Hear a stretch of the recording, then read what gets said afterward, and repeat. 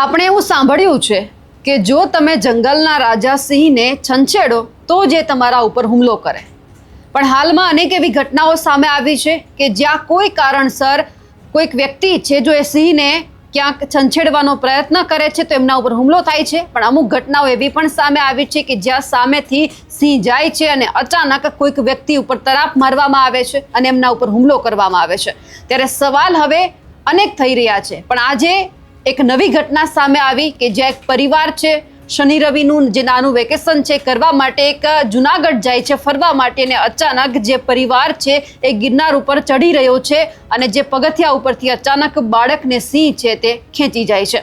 નમસ્કાર, આપ જોઈ રહ્યા છો નિર્ભય ન્યૂઝ અને હું છું આપની સાથે રિદ્ધિ. વિચારવામાં પણ ક્યારેય કલ્પના ન થાય એવી આ વાત છે કે એક પરિવાર છે ગિરનાર ચડવા માટે જાય છે. સવારનો એ સમય હોય છે, અંધારપટ હોય છે, હજુ તો માંડ જે આ પરિવાર છે તેમણે 50 પગથિયા ચડ્યા હોય છે અને અચાનક પાછળથી સિંહ આવે છે અને 12 વર્ષના બાળકને ખેંચીને લઈ જાય છે. અને આ પરિવાર છે ખેડાનો.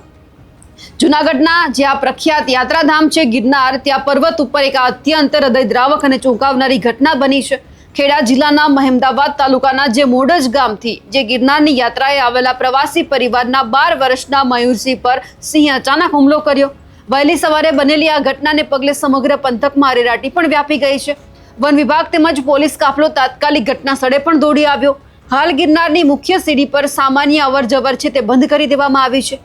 આ અંગે બાળકના કુટુંબી કાકાએ જણાવ્યું કે તેઓ સવારે ગિરનારના પગથિયા ચડી રહ્યા હતા ત્યારે ગેટથી અંદર આશરે 50 જેટલા પગથિયા ઉપર પહોંચ્યા કે અંધારામાંથી અચાનક એક સિંહ આવ્યો અને પાછળથી એમનો જે આ ભત્રીજો છે 12 વર્ષનો મયુરસિંહ તેમના ઉપર તરાપ મારી.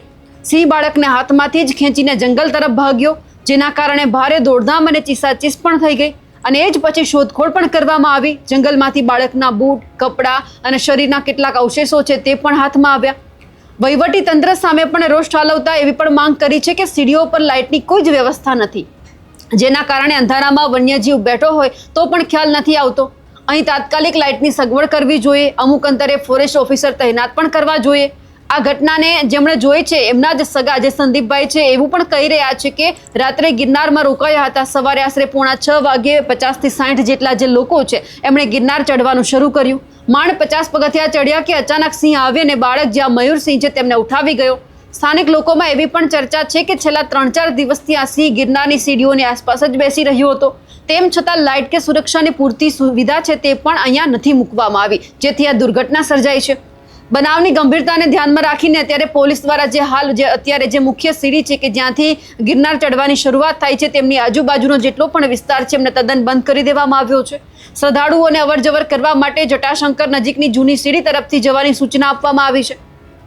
બીજી તરફ વન વિભાગની અલગ અલગ ટીમો છે તેને બનાવીને સિંહની શોધખોળ પણ શરૂ કરવામાં આવી છે. તેને પકડવા માટે ઘટના સ્થળની આસપાસ પાંજરા પણ મૂકવામાં આવ્યા છે. ઘટનાના 2 કલાક સુધી આરએફઓ સ્થળ પર ન પહોંચ્યા હોવાના આક્ષેપો પણ સ્થાનિક સ્ટાફે કર્યા છે.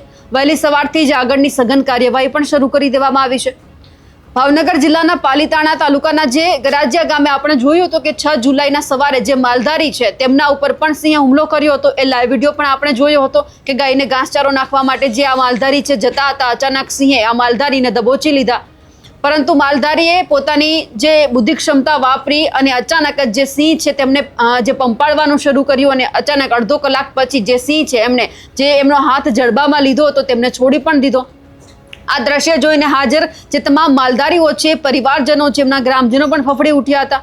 પરંતુ હવે જે આ ઘટના છે આ માત્ર અહીંયા નથી અટકતી. અહીંયા જુનાગઢની ઘટના હોય, ભાવનગરની ઘટના હોય કે પછી અમરેલીમાં જોયું હતું કે જે યુવકો છે સિંહ દર્શન કરવા માટે ગયા હતા, અચાનક સિંહ એમના ઉપર હુમલો કર્યો.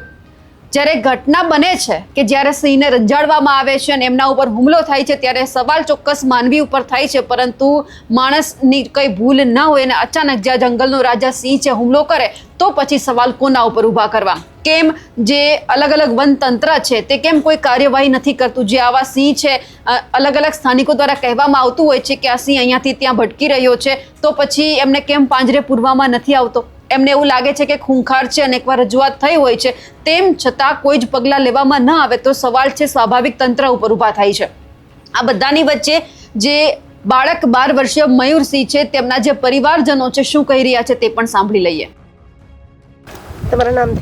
ચૌહાણ નીલકમલસિંહ નટવરસિંહ. ગામ મોદજ, તાલુકા અમદાવાદ, જિલ્લો ખેડા. આજે સવારે શું ઘટના બની અને તમે તમારી શું માંગ છે? અમારે સવારમાં જ્યારે ગિરનારની સીડીઓ ચડતા હતા ત્યાંથી મેન ગેટથી 50 સીડીઓ ઉપર ચડ્યા અને ત્યાંથી અમારા 11 વર્ષનું એક બાળક હતું, અમારો ભત્રીજો થાય, એને પાછળથી હુમલો થયો વાઘનો.